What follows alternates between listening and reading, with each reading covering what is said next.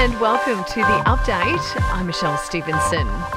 PM Anthony Albanese will be holding talks with his Indian counterpart Narendra Modi. The meetings will cover trade, technology, education and defence. He'll then head to the United States once that's done for meetings with President Joe Biden and British leader Rishi Sunak to shore up more conversations around the AUKUS agreement.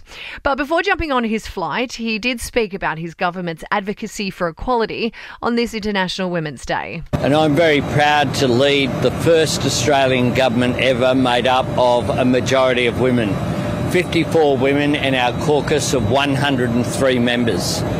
And it's no accident that the government has already made significant reforms to advance the interests of women. Now, some news that homeowners are pretty desperate to hear. The Reserve Bank has signalled it is closer to a pause on interest rates, but does caution that inflation remains pretty high. The RBA lifted the official cash rate for the 10th time. Governor Philip Lowe says there are different challenges facing the economy, but understands that some households are doing it tough.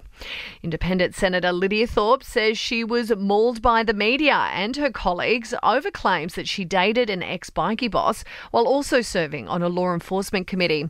Now, an inquiry has cleared her of contempt of Parliament, but it did find that she should have disclosed the relationship.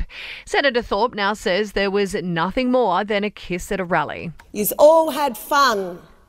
All the cartoons of me riding Harleys, all of the disgusting comments I got on my social media. The ACCC says the cost of domestic flights has fallen from 15-year highs at the end of last year, but they are still above pre-pandemic levels. And Bali is apparently pretty fed up with the poor behaviour of Aussie tourists. Billboards are now going up, warning foreigners how to act and dress at the island's most popular resort destinations. Taking a look at sport, Athanasi Kokkinakis, Kim Birrell and Rinky Hijikata are all into the main draw for the Indian Wells Tennis Masters. And outspoken PGA Tour loyalist Rory McIlroy concedes LIV Golf has forced positive change. In your entertainment news, and Harry Styles has broken his silence on that deleted selfie wearing a vintage One Direction tee. The star admitting that he accidentally posted the very private pic to Instagram. He's also taken part in the New Zealand census after stopping off in Auckland as part of his world tour. Per the census rules, everyone in New Zealand on March 7 had to be counted.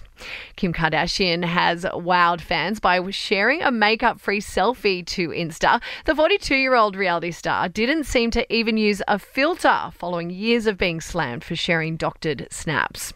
And despite Meghan Markle claiming that Fergie taught her how to curtsy to the Queen, the Duchess of York has a very different recollection of events. The Duchess revealing she hasn't really met Meghan and she doesn't even really know her. And that's the latest from the Nova Podcast News team. We'll have another episode of The Update for you tomorrow. I'm Michelle Stevenson.